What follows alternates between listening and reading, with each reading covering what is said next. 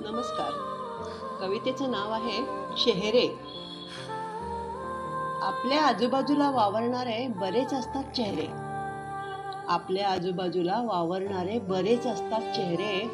वेगवेगळ्या रूपातले, वेगवेगळ्या रंगातले, अगदी वेगवेगळे चेहरे. कधी दिसतात सात्विक चेहरे, मंदिरातल्या देवी देवतांच्या सारखे. कधी दिसतात सात्विक चेहरे, मंदिरातल्या देवी देवतांच्या सारखे. नुसते बघितले तरी शांत आणि समाधानी वाटणारे. कधी दिसतात आनंदी आणि उत्साही चेहरे. कधी दिसतात आनंदी आणि उत्साही चेहरे. जगातल्या कोणत्याही त्रासात सतत आनंदी राहणारे आणि दुसऱ्याला आनंदी करणारे. कधी दिसतात व्याकुळ आणि घायाळ चेहरे. कधी दिसतात व्याकुळ आणि घायाळ चेहरे, सतत दुःख सहन करणारे आणि अगतिक भासणारे. सतत दुःख सहन करणारे आणि अगतिक भासणारे. कधी दिसतात क्रूर आणि दुष्ट चेहरे.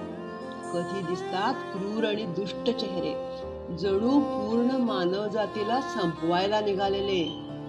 जणू पूर्ण मानवजातीला संपवायला निघालेले. खुनशी आणि भयप्रद.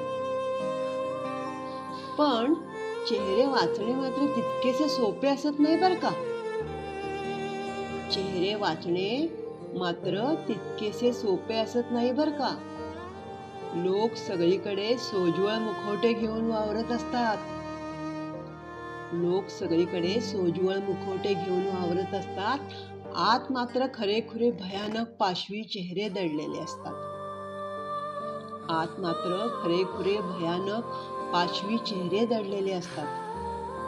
आपण मात्र मुखवट्यालाच खरा चेहरा समजून बसतो. आपण मात्र मुखवट्यालाच खरा चेहरा समजून बसतो.